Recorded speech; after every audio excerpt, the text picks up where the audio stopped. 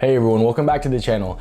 In today's video, I want to dive into some of the best strategies in order to build wealth as a teenager or somebody in their early 20s or 30s. I want to do my best to give you guys the best information possible through my own research and personal experiences. If you find any value in today's video and want to see more future videos such as this one, consider subscribing and dropping a like on the channel. For most of us, our 20s is about experimentation, growth, and we really learn some of life's most important lessons as well as make our biggest mistakes, and it's no different when it comes to our finances. In most cases, the younger you are, the more risk you can take on because theoretically, when you get older, you just have more obligations and responsibilities to tend to. So if you're an adult that has 2 kids and you have to work 2 jobs just to be able to support and provide for your family, you're going to have a lot more difficult time building up any type of wealth opposed to that 17-year-old kid who's just sitting in his room scrolling through Instagram because he got all his homework done.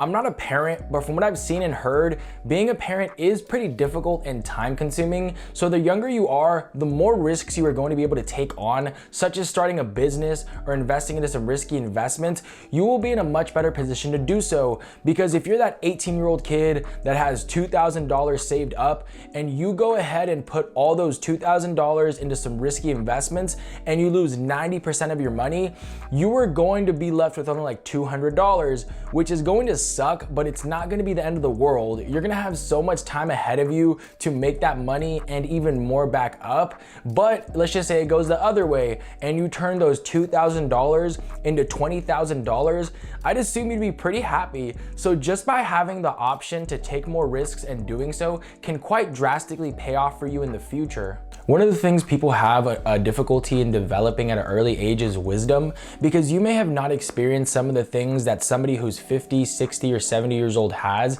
So I like to go to my local gym or local social events and ask people that are older than me questions like, hey, what are some of the biggest financial mistakes you have made, and do you have any advice?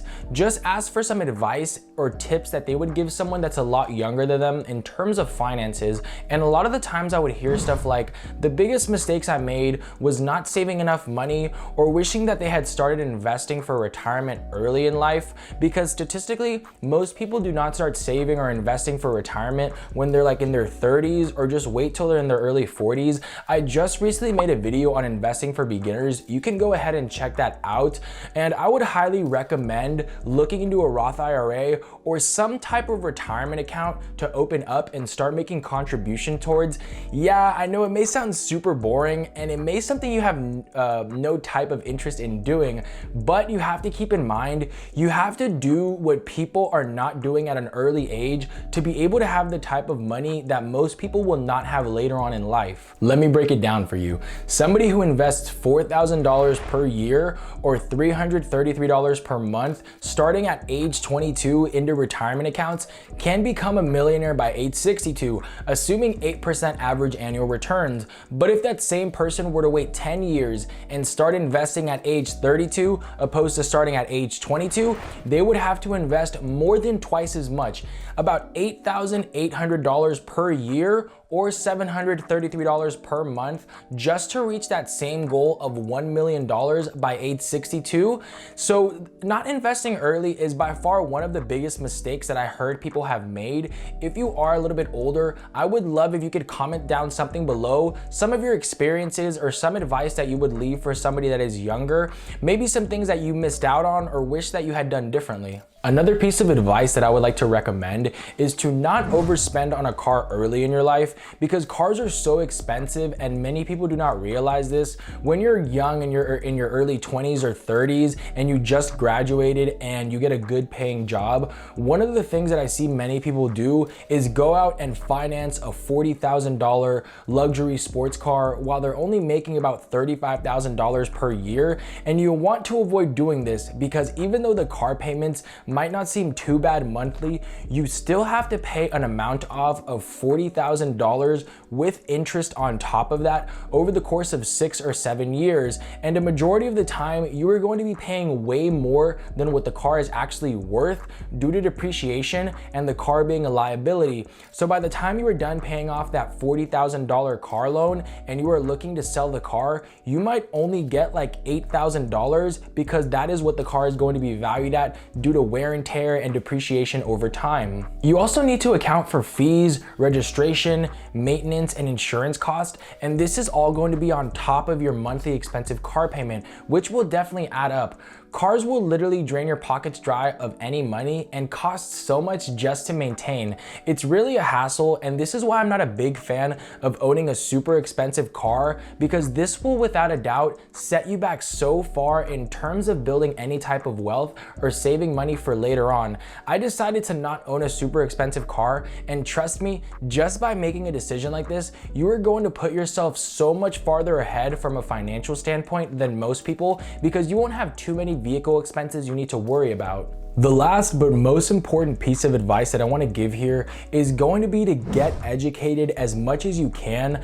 And I'm not specifically talking about going to college. Even though there's nothing wrong with going to college, it is not at all a prerequisite in order to be successful, especially in 2020. My favorite form of self-education is through books, specifically personal finance or self-development books, because books contain so much information and you can find books on any subject or topic you want to learn about.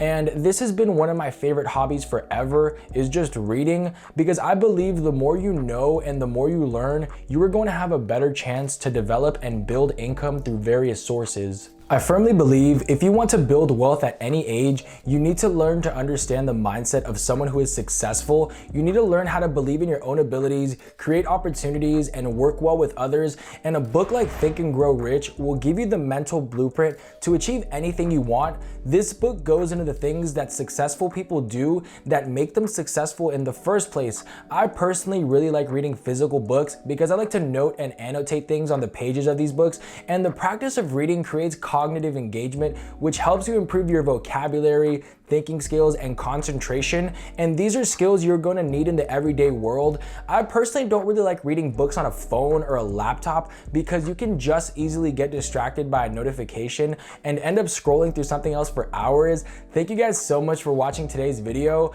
If you guys found any value at all, make sure to drop a like and subscribe to the channel, and I will see you guys in another video. Peace.